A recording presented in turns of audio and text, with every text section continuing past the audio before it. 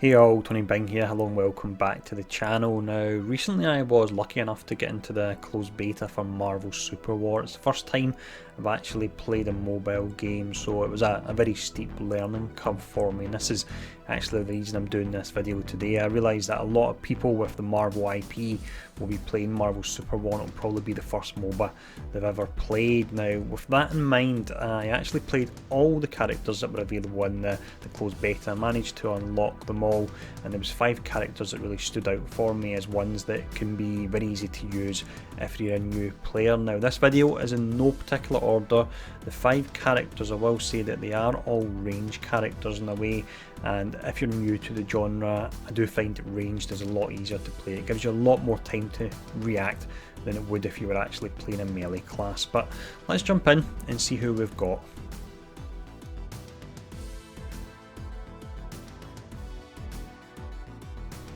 First character we look at here is the awesome Mantis. Now, she is a support class. The difficulty in regards to playing her is classed as beginner. When we look at the skills she has, she's got 4 skills in total. Now, she's got 2 heals as part of her kit, she's got 1 buff, and she's also got 1 crowd control skill. In regards to the targeting of the skills, 2 of them you do have to aim, one of them will automatically target for you, and the final one is an AoE around Mantis, so control wise she is nice and easy to use. Now, what she actually offers, firstly you've got her hero trait. With this she can see enemies that are hidden in bushes, so it makes it hard for them to actually try and gank you and quickly burn you down. Her primary damage attack is one that does a nice amount of damage, but it actually allows you to recover hit points for Mantis as well, so this can be exceptionally useful because being able to keep her topped up health wise means there's less instances where you have to go back to base, so it means there's less actual downtime in regards to you not being able to support your other hero allies. Now, the next skill she has, which really supplements the primary damage one in regards to keeping Mantis in the fight, is her healing skill. So with this you heal both Mantis and the targeted hero ally as well. It has a low 10-second cooldown, so this is one that once you get the gear to actually keep our energy regeneration up, you can almost spam this and just keep your allies and keep yourself topped up and in the fight. We have her control skill next. This one's really nice because it works on an area. When characters enter this area, they're actually slowed, and if they don't get out of that specific area in time, it will apply sleep for 1.5 seconds, which is on the longer side when we look at the debuffs that can stun or actually crowd control enemy characters. Finally, you have the special ability. This can be exceptionally useful towards the end of a match when all the characters are pushing together on one point trying to take down a base, and you've got a ton of enemies and you've got a ton of heroes as well. So with this, it's a huge AoE buff. It will provide energy and physical resistance, and also with this it redistributes the damage between the characters as well. So it's a really good skill, and as mentioned, it can be very useful for just closing out a match. So that's Mantis, an absolutely awesome support character. Let's see who we've got next.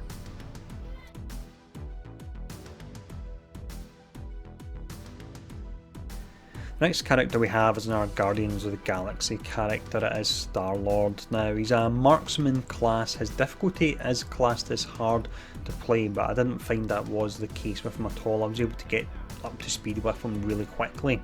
Now, he has 4 skills. 2 of these are damage skills, one's a control and one's a movement skill. 2 of the skills are auto aimed, so nice and easy to use, and 2 of them you will have to manually aim, although one of them is a huge AoE, so you don't have to worry too much about the aiming of it.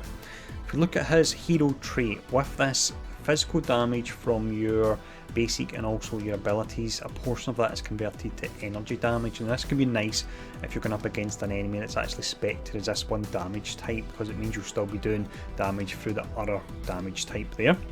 You then have his primary damage skill, and this is tied with the final ability we'll talk about for being incredibly powerful. So this one here, it's an auto aim attack. You simply tap this one, you'll start shooting at the enemy target. You do a minimum of 6 shots. If you want to spec them into a speed build, for every 20% speed you'll do an additional shot, so you can really ramp up the number you do with these. It's on a low 6-second cooldown, and the bullets actually follow the target, so if the target starts to retreat, it will follow them. It doesn't go around corners or anything like that, but it has got a bit of bend on it, so it can take down a character that's trying to get out of there. Really nice skill. You then have his crowd control. It is on the weaker side, but that's to be expected because he is a damage character. It's an immobilize on a grenade and that lasts for 1 second. His movement skill gives him a speed boost for 2.5 seconds. Now this is really nice because it means you can save up a utility slot. You don't have to have the blink or the teleport, for example. You can put first aid in instead and that can keep him in the fight.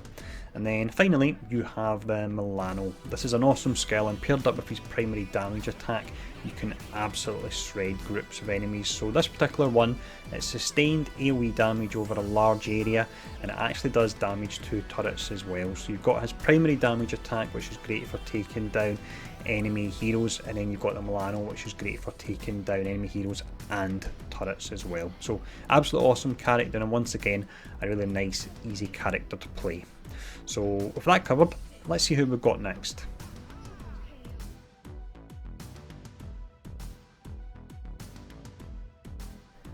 The third character we have is another member of the Guardians of the Galaxy, and I would say that this character is probably the easiest one to play in regards to getting kills. It is Rocket Raccoon. Now his class type is Marksman, difficulty to play as beginner. He has 3 skills, so it's 1 enhancement skill, 1 movement and 1 control. Although he doesn't have a skill specifically tagged as damage, he still can do an insane amount of damage, and we'll talk about that in just a moment. With his skills anyway, 2 of them are auto aim and 1 of them is manual, so that's why I feel he's very good for new players. Now what makes Rocket so strong is his hero trait. For every 15 close combat kills you get to choose an upgrade, and there's 4 different upgrades. Now the first one that I would say you want to go for, you can increase the attack range on his attacks by 100 yards. Now this is exceptionally important.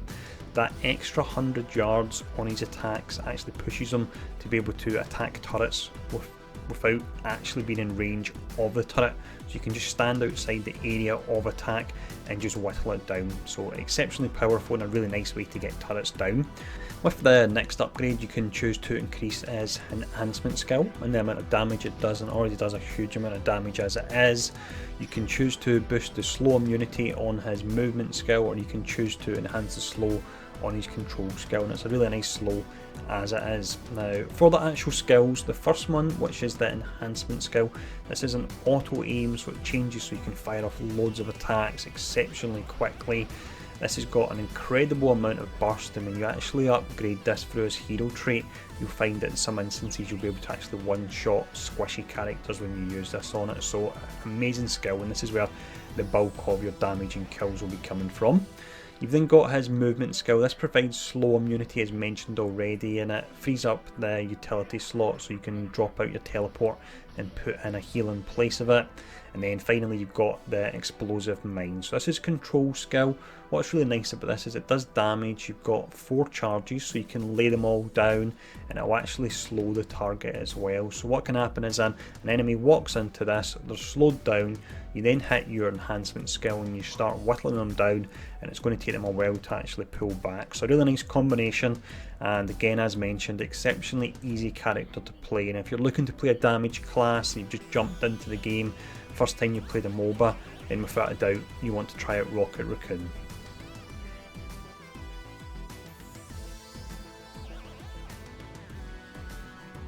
Finally then we have our first non-Guardians of the Galaxy character. It is Scarlet Witch, a character that allowed even a noob like myself to get 20 kills, 10 assists and 0 deaths in close beta. Yes, she really is that good. Now she's an energy class character, her difficulty type is beginner, she has 3 skills, 2 of these are damage, 1 is control. All skills are manually aimed, however they're all AoE skills, so you don't have to be exact in the aiming. When we look at her hero trait, this allows you to do additional damage to enemies hit with 3 different abilities. When you hit them with one ability, it adds a stack that lasts for 8 seconds. You hit them with another ability that refreshes for 8 seconds, and after 3 stacks you do that huge damage burst. So it can be really nice because you're doing the initial damage via the abilities, and then you've got that on top of it as well. Now when we actually look at the abilities and why they're so useful for a new player, firstly you've got her primary damage skill. So this one here is an AoE, it persists in an area when it hits a target, and it will actually create other instances of that same AoE, so it can do a huge amount of damage on them. You've then got her control skill. This is another AoE skill. This one is an cone effect, and it can knock back and stun characters, which can be useful because she is a bit squishy, so you can stun them and then you can pull back, or you can just use it for damage. And then finally you've got her damage skill, which is called Chaos Magic. Now this one will pull the enemies together. It's a great animation for it. It deals a huge amount of damage, it stuns them. If you then follow that up with the first damage skill, because the character's stunned and not moving, you'll be guaranteed to hit them with the AoE that then causes the other instances of that AoE. And this is one that when you use these two skills together, a lot of characters, as long as they're not tanks, you will be completely burning them down, even if they do have full health. So that is Scarlet Witch. Again, as mentioned, she was able to make a noob player like myself shine in closed beta, so she is one that I would highly recommend. So let's see who the last character is.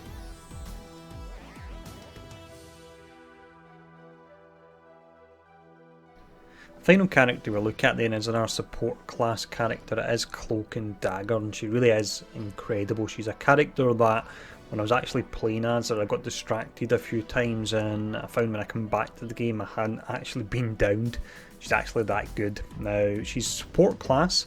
Difficulty to play is easy. 4 skills, one of them is damage, 2 are healing, and 1 is control. You have to manually aim 2 of the skills, and 2 of them are auto. You don't have to worry about aiming.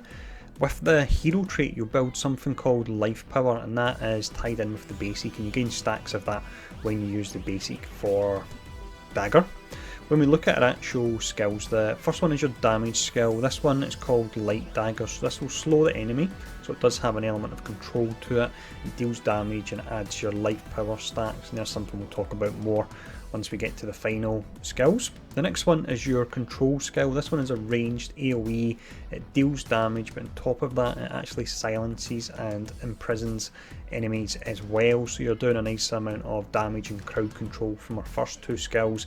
And then you got onto the healing, and this is where she becomes absolutely insane. So it's 2 options we have available here. The first one is one where you expend all your life power stacks that you've built up via the basic in your first damage skill, and this increases the potency of the heal you do. This particular heal will heal Dagger, and it will heal allies around you as well, so if this is one you use at the end of the match when all the allies and enemies are grouped together, you can really pull up the health pool of all your characters and keep them in the fight.